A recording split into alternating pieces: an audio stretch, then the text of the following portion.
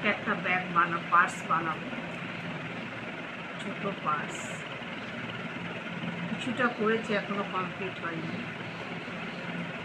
এরকম হবে। এখানে আর একটা দিয়ে এইটা তিনটে হবে, 1 2 3। এখানে এরকম এরকম একটা দিয়ে এখানে জয়েন করবো, এটা ফোল্ড হয়ে যাবে।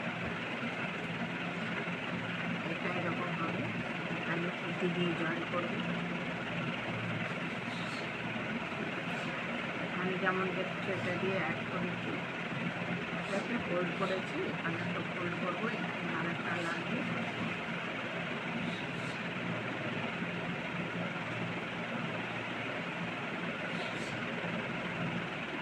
এখানটা ফোল্ড করলে